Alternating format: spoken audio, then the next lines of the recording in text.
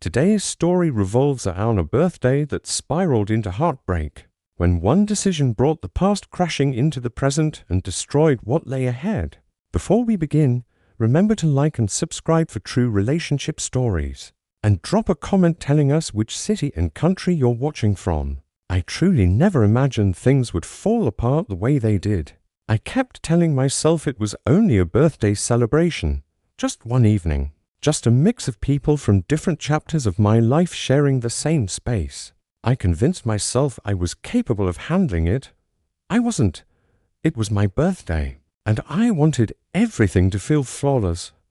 I had organized the dinner weeks ahead. Of time and elegant restaurant, close friends, a few drinks, nothing over the top. My partner, Daniel, had been involved in every step of the planning. He was even the one who reserved the restaurant, which made what I did next feel even worse. A few days before the dinner, I received a message from my ex. Seeing his name light up my phone made my stomach twist in a way I hadn't experienced in a long time. "Happy early birthday," the message read. "Hope life's treating you well." I stared at those words longer than I should have. We hadn't spoken in more than a year. Our breakup hadn't been explosive, no betrayal, no shouting, no dramatic ending. Just to people who eventually realized they weren't heading in the same direction. Or at least, that's what I always told myself. I responded politely. Then he asked how I planned to celebrate. I paused, and then I made a decision I hadn't thought through. I invited him. I convinced myself it was the adult thing to do, proof that I had moved on. I told myself Daniel was confident enough not to feel threatened. I didn't even tell him right away, which should have been my first warning that I was crossing a boundary. When I finally mentioned it to Daniel, his response surprised me. He didn't raise his voice. He didn't accuse me of anything. He simply grew quiet. "You invited your ex?" he asked evenly. "Yes," I replied quickly. "But it's not what you think. It's just a group dinner. I didn't want it to be uncomfortable if you found out later." Daniel nodded slowly. "Okay." That was all. No argument. No lecture. Just that single word. And somehow that felt heavier than anger. When the night of the dinner arrived, something felt wrong from the start. Daniel was courteous but distant. He didn't reach for my hand like he usually did. He smiled when others spoke to him, but his eyes seemed far away. I noticed the change, but I chose to ignore it. Then my ex showed up. He greeted me with warmth, too much warmth. He hugged me, complimented how I looked, and Daniel was standing right beside me. I laughed nervously and introduced them. The air between us felt thick and uncomfortable. As the evening went on, my ex kept finding excuses to engage me in conversation. He brought up shared memories, inside jokes only we understood. He wasn't openly flirting, but he wasn't honoring boundaries either. And worst of all, I didn't stop it the way I should have. Daniel watched everything in silence.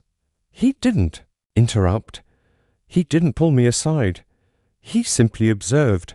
Midway through the dinner, Daniel stood up. "I'm going to get some fresh air," he said. I nodded, distracted, assuming he just needed a moment. He didn't come back. At first, I thought he was on a long phone call. Then 10 minutes passed. Then 20. My phone vibrated. A message from Daniel. "I've cancelled the rest of the evening. You can stay if you want. I'm done."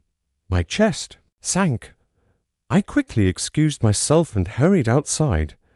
He was already sliding into his car. "Daniel, wait!" I called out, my voice unsteady.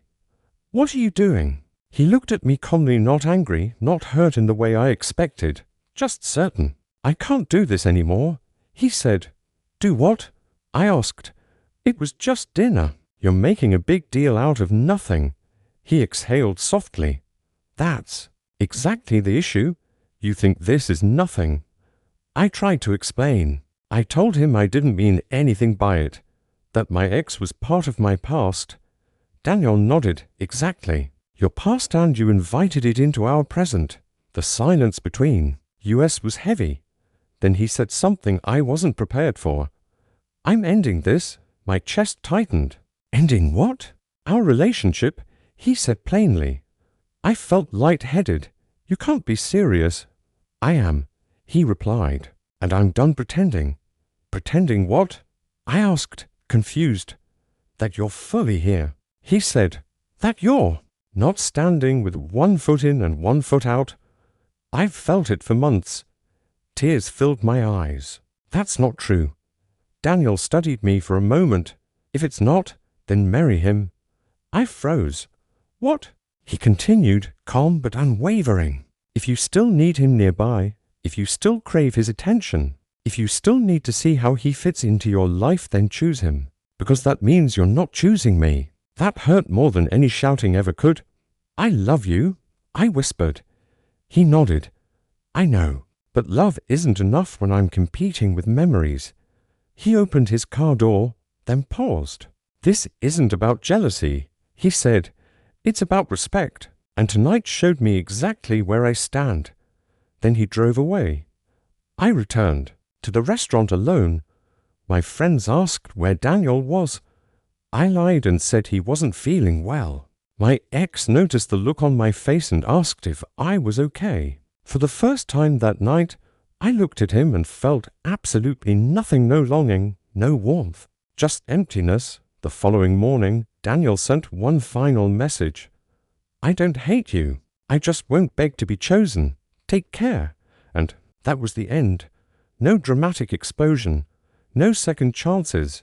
Just a quiet, devastating conclusion. That day taught me something important. Letting your past sit at the same table as your present doesn't make you grown. Sometimes it simply proves you're not ready for the future waiting in front of you. And losing someone silently can hurt far more than losing them in a fight.